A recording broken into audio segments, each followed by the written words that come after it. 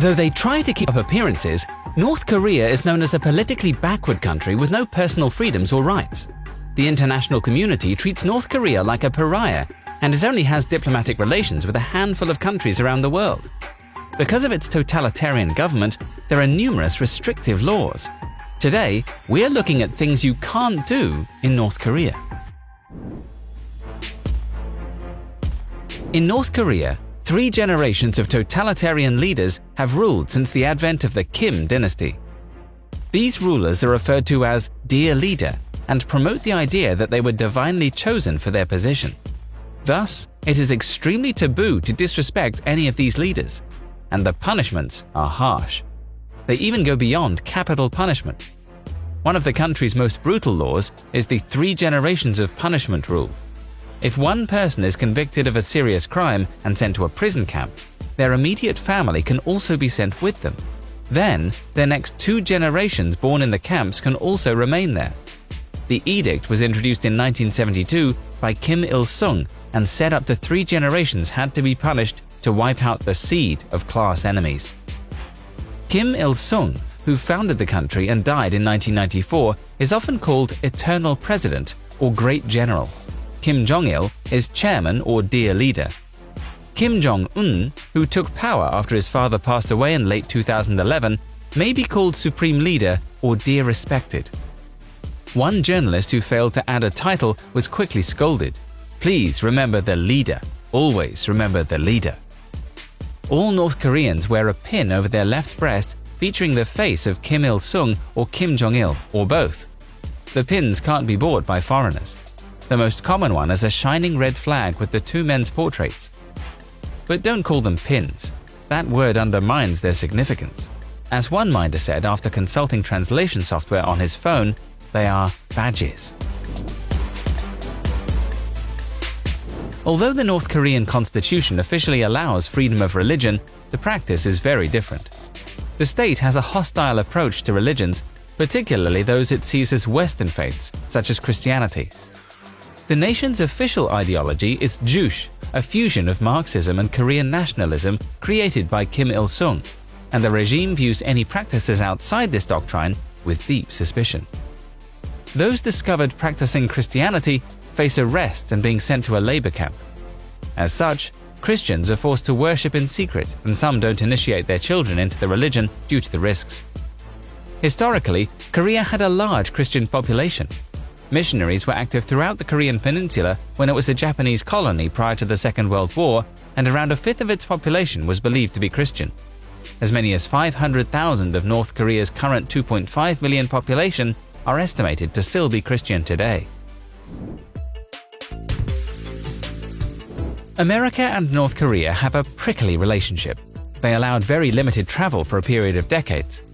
That all changed in 2017 when North Korea made American tourists illegal.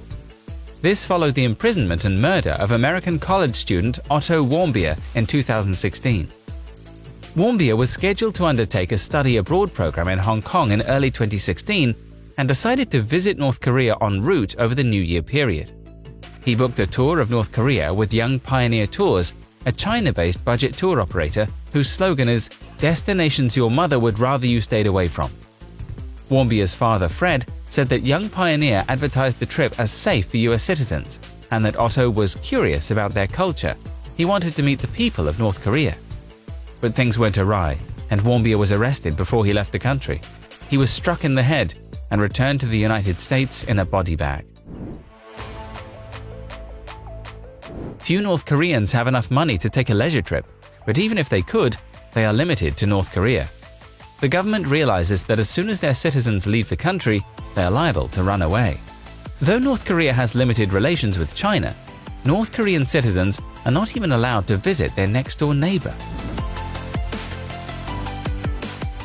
When the UN Security Council imposed sanctions against North Korea in October 2006 following the country's first nuclear test, among other measures, the body placed an embargo on the provision, sales, or transfer of luxury goods to or from North Korea. The embargo targeted the country's political and military elites, seeking to impair the opulent lifestyle they enjoyed as the result of President Kim Jong-un's patronage, and ultimately to create pressure on the country's leader to obtain sanctions relief by curtailing the North Korean nuclear and related missile programs. But officially, luxury goods like sports cars and jewelry are all forbidden in North Korea, though of course the Kim family has numerous exceptions. The North Korean government pursues illicit avenues to satiate the appetites of its top leaders, continue to develop Pyongyang's weapons programs, obtain currency, and strengthen the elite's allegiance to the Kim regime. One such way the Kim Jong-un regime achieves these aims is through the acquisition of luxury goods. High-end items such as caviar, wine, liquor, jewelry, and automobiles are acquired through third-party countries to fulfill Kim's penchant for luxury goods and bribe the upper echelons of North Korean leadership to maintain their loyalty to the Kim regime. North Korean elites have no trouble acquiring these goods as long as they have the money to purchase them. The international community has become increasingly aware of the DPRK's surprisingly easy access to these goods, as well as the regime's dependence upon these items to maintain stability and further its political objectives.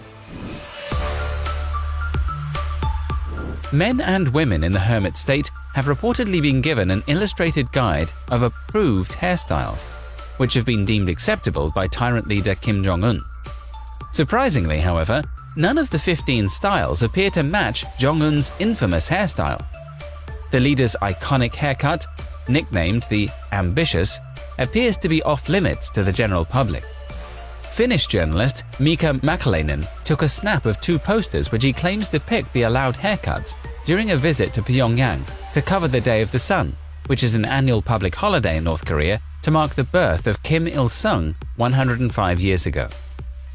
Inspection units are being dispatched to public areas, one source said.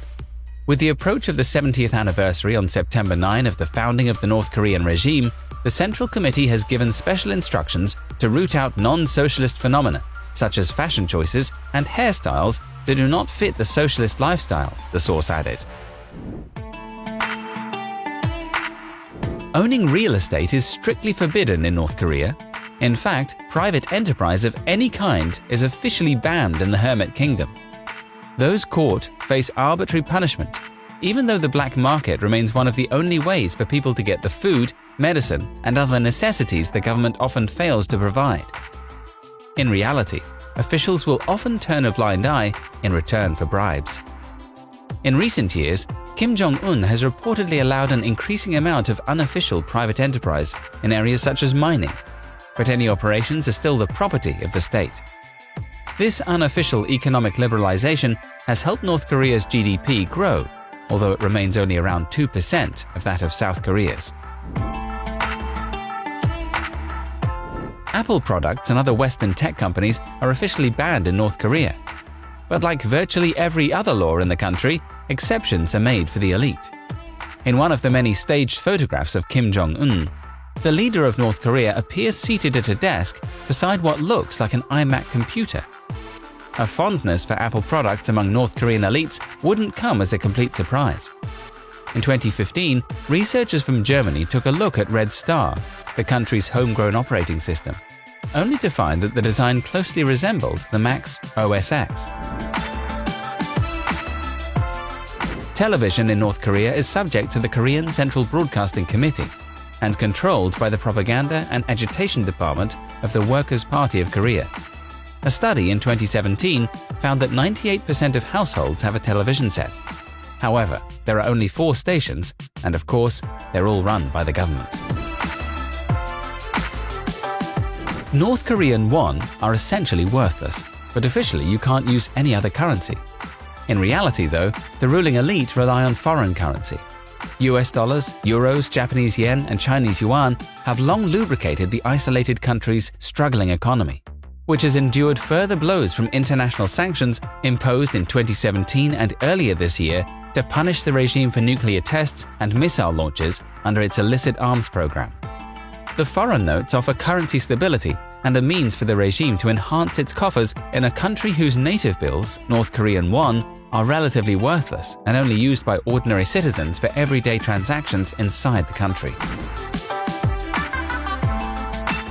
Birth control is banned in the country as dictator Kim Jong-un strives to create a bigger population of socialist workers.